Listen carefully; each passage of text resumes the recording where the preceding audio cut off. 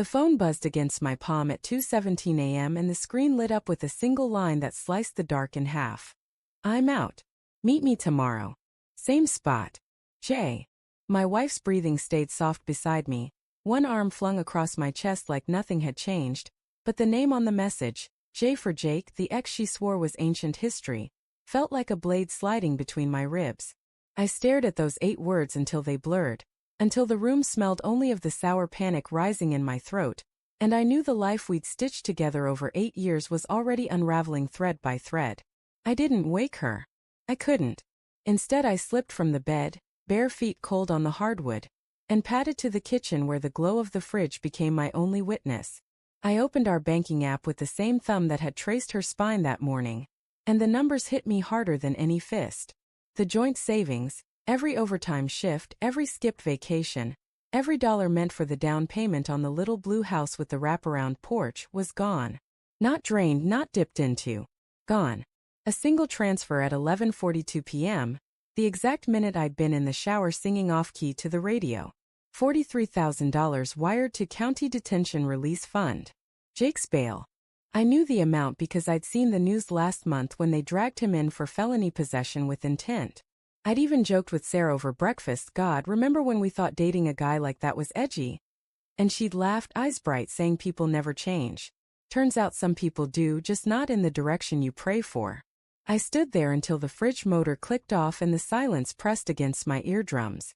My first instinct was to scream, to shake her awake and demand why the money we'd promised our future kids wasn't worth more than the man who once left her sobbing on our apartment floor.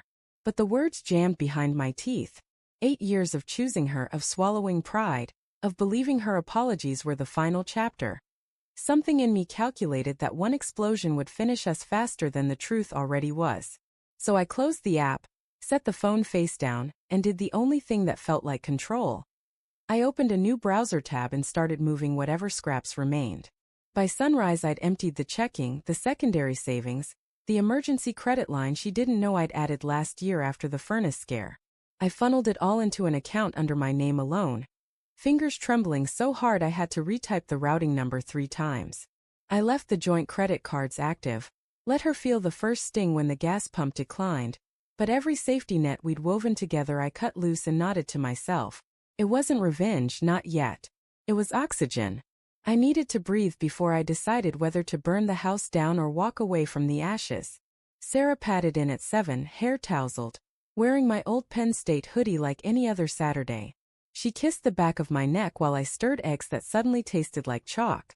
You're up early, she murmured, voice still husky with sleep. Everything okay? The question floated between us, innocent as steam. I nodded, scraping the pan harder than necessary, and said work had emailed about quarterly numbers. Lie for lie, I figured. She bought it, humming as she poured coffee, and the normalcy of the moment was its own kind of torture. Like watching a movie where you already know the ending but can't look away. The doubt had been creeping for weeks, I realized later, the way mold blooms behind wallpaper you swear is clean. Little things. Her phone always face down now. The way she angled the screen when a notification chimed, the sudden girls' nights, that left her perfume lingering on coats I didn't recognize. I chalked it up to stress. She'd been gun-shy since her mom's cancer scare, jumping at shadows, and I doubled down on being the steady one. Extra hugs, surprise takeouts, sex that felt like apology even when I didn't know what for. I told myself marriages ebb. I told myself a lot of things. That afternoon she said she had errands. Dry cleaner, post office, maybe Target for new throw pillows because the old ones smelled like dog even though we didn't have a dog. I smiled the thin smile I perfected in customer service hell, and told her to take her time. The second her SUV backed out, I was in her closet, kneeling among the shoes she'd never throw away, fingers closing around the burner phone taped beneath the winter boots. The call log was a punch list, Jake, Jake, Jake. The texts were worse. Promises. Coordinates. A selfie of her in the lingerie I'd bought for our anniversary, captioned, "Wish you were here." My stomach folded in on itself. I sat on the carpet until my legs went numb, reading every syllable until the words lost meaning and became just shapes of betrayal. She came home flushed, arms full of bags that clinked with bottles, Prosecco because we deserved a treat. I helped carry them in, asked about her day, listened to the practiced lilt of her lies. When she reached for her regular phone to show me pillow swatches, I saw the tremor in her wrist. She knew I was watching. Maybe she even wanted me to see.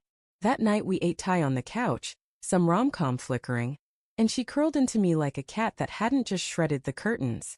I let her. I needed the weight of her head on my shoulder one last time. Needed to memorize how her hair smelled like coconut and possibility before I torched it all. Sunday she announced a brunch date with Megan, her college roommate who'd moved back to town.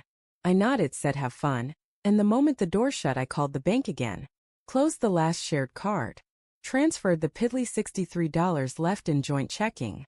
Then I sat at the kitchen table with a legal pad and wrote it all down, dates, amounts, screenshots printed at the library because I didn't trust our printer not to snitch. Evidence not for court but for me. Proof I wasn't crazy. Proof love could be a weapon turned inward. She came home tipsy, laughing about bottomless mimosas, and found me on the porch steps staring at nothing. The air smelled like cut grass and impending rain. "Hey, handsome," she said, nudging my knee with hers. "You look like someone kicked your puppy." I turned the screen of my phone toward her. The bail receipt. The transfer confirmation. Her face cycled through every shade of pale before settling on ash.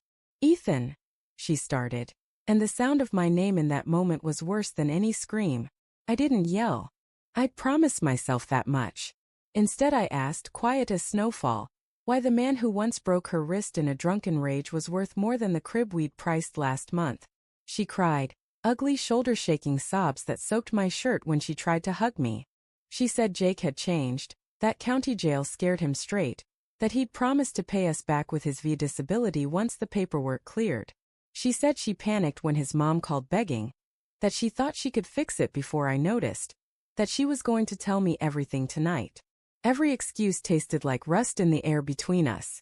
I listened until the sky bruised purple, until the first fat drops hit the railing. Then I asked the only question that still mattered. "Do you love him?" She hesitated, half a heartbeat, maybe less, and that pause was the real divorce paper. She swore it was just guilt, just closure, just one last kindness to the girl she used to be. But her eyes flicked to the dark beyond the porch light, searching for escape routes I'd already mapped. I stood up, knees cracking. "I moved the money," I said. "Everything left. It's gone where you can't follow." Her mouth open, closed. For the first time in 8 years, Sarah had no story ready. I walked inside, locked the bedroom door, and slept on the floor because the bed smelled like her lies. In the morning I was gone before she woke. Duffel in the truck, new apartment keys burning a hole in my pocket, the legal pad tucked under the seat like contraband. She called 7 times that first day. Texts that started with apologies and ended with accusations. I read them in the parking lot of a diner that smelled like bacon and bleach, then deleted the thread. My mom left one voicemail asking if I was safe. I texted back a thumbs up emoji because words felt too heavy. On day 3 Sarah showed up at my office, mascara tracks like war paint, begging through the glass for 5 minutes. My boss, good guy divorced twice, escorted her out before I had to. I watched from the window as she stood in the rain, hoodie plastered to her skin, looking smaller than I'd ever seen her. Part of me wanted to run after her with an umbrella. The rest of me remembered the crib. Weeks collapsed into routine. New sheets that didn't smell like us, takeout for one, running until my lungs screamed louder than my thoughts. I kept the joint account open with exactly 1 cent, a private joke I never laughed at. Sometimes at 2:17 a.m. the ghost of that buzz woke me, heart racing, but the screen stayed dark. I learned the difference between lonely and alone. I learned that silence can be a kindness when words only wound. One night I found the legal pad in a box marked old tax stuff, and flipped to the last page. I'd written a single line the morning I left. Love isn't a debt you pay to someone else's past. I stared at it until the letters swam, then tore the page out, folded it small, and slipped it into my wallet behind my driver's license. A scar I could carry without bleeding. Sarah sent a final text on what would have been our 9th anniversary. A photo of the blue house for sale sign staked in the yard like a surrender flag. No caption. I didn't reply. I drove past it once, windows glowing with someone else's future, and felt the strange relief of a bone finally set. The money's gone, some to Jake's habits, some to lawyers, some to the silence I bought myself. But I still have the folded page, the new keys, the steady beat of a heart that learned to guard its own doors. Trust isn't a vault you fill once and forget. It's a garden you tend every single day. And I finally stopped watering weeds.